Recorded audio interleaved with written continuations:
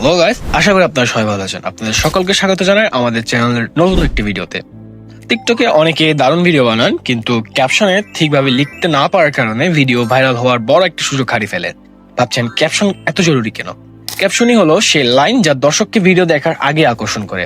আজকে আমি আপনাকে দেখাবো কিভাবে টিকটকের জন্য শক্তিশালী, আকর্ষণীয় এবং ভাইরাল ওয়ার্দি ক্যাপশন লিখবেন। চলুন শুরু করা যাক। প্রথমে আসি ক্যাপশন কেন এত গুরুত্বপূর্ণ। তো অনেকে শুধু হ্যাশট্যাগ দিয়ে ক্যাপশন শেষ করেন, কিন্তু টিকটক ক্যাপশন একটি ভিডিওর এঙ্গেজমেন্টকে 2 থেকে 3 গুণ পর্যন্ত বাড়াতে পারে।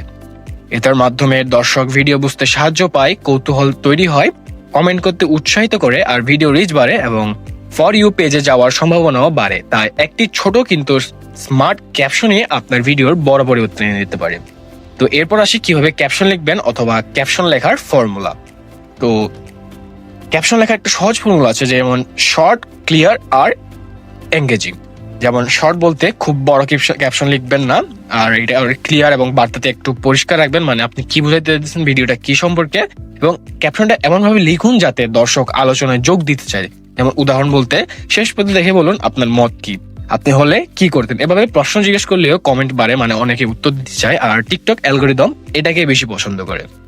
তো এরপর আসি, যেমন বিভিন্ন বিভিন্ন ভিডিওর জন্য বিভিন্ন বিভিন্ন মানে ক্যাপশনের আইডিয়া। যেমন আপনার ভিডিও যদি কমেডি টাইপের ফানি ভিডিও হয়, তাহলে এটা দিতে পারেন একটু হালকা, ছোট আর রিলেটেবল। যেমন এটা আপনাদেরও হয়, আমি হাসছি আর আপনারা, এরকম কিছু প্রশ্ন করে কিছু ফানি ইমোজি দিয়েও আপনারা এই কমেডি বা ফানি ভিডিওর ক্যাপশন গুলো লিখতে পারেন। এরপর আসি ফুড বা কুকিং ভিডিওটা কিরকম দিতে পারেন। তো সেখানে আপনারা ক্যাপশন দিতে পারেন ইনফরমেটিভ প্লাস টেম্পটেটিং, মানে একটু লোভনীয় টাইপের। যেমন কিছু খাবারের বা একটু লোভনীয় টাইপের ইমোজি ইউজ করতে পারেন।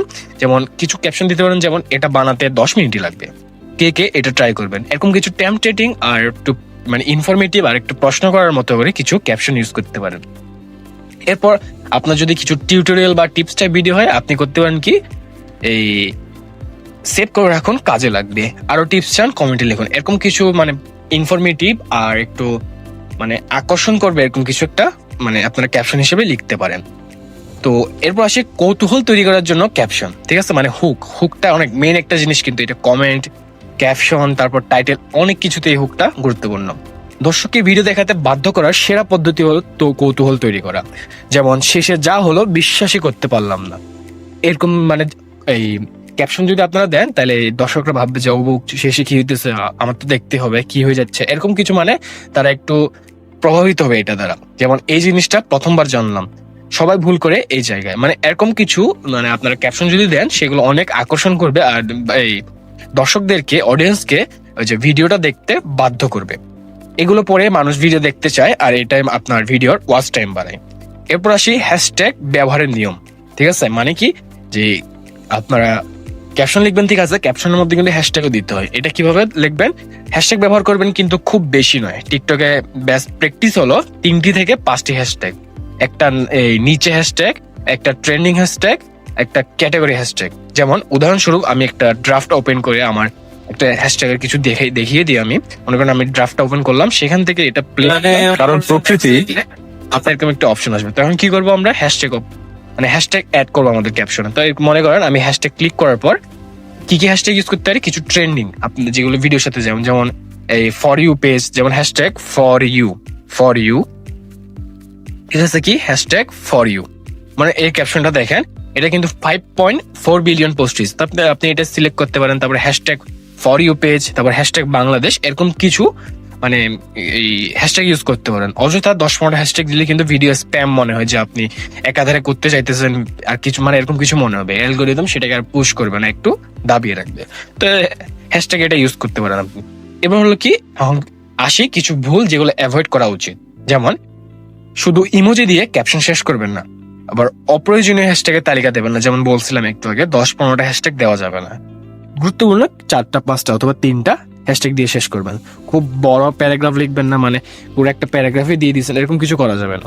অন্যদের নামে নেতিবাচক ক্যাপশন দেবেন না, এসব করলে ভিডিও রিচ কমে যায়। মানে অন্যকে গালি দিলাম, অন্যকে হেট করে মানে ক্যাপশন দেওয়া যাবে না। এগুলো করলে কি হয়, অ্যালগরিদম, টিকটকের অ্যালগরিদম সেটা পুশ করবে না, দাবিয়ে রাখতে চাবে। ঠিক আছে, এখন আসি কিছু প্রো টিপস এর ব্যাপারে। প্রো টিপসে কি আছে, ভিডিও পজ করে কারণ প্রকৃতি নিয়ে ক্যাপশন দুবার পড়ে দিন, মানে আপনার ক্যাপশনটাকে ঠিক আছে নাকি না এরকম করে মানে এই দুবার পড়ে নেবেন। তারপর একই ক্যাপশনে ইমোজি প্লাস প্রশ্ন দিলে কমেন্ট বাড়ে, ঠিক আছে? মানে আপনি যে দর্শকদেরকে একটু টেম্পটেড করতেছেন, মানে একটু আকর্ষণ করতেছেন প্রশ্ন করে, তারা কমেন্ট করতে একটু আগ্রহী বেশি হবে তখন। সন্ধ্যা বা রাতে মোটিভেশনাল ক্যাপশন দিলে এটা ভালো কাজ করে, ঠিক আছে?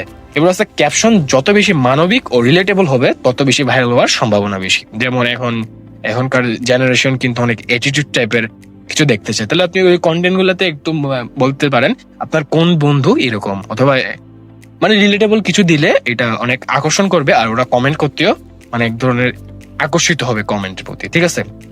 তো এভাবে টিকটকের জন্য স্মার্ট ক্যাপশন লিখতে পারেন।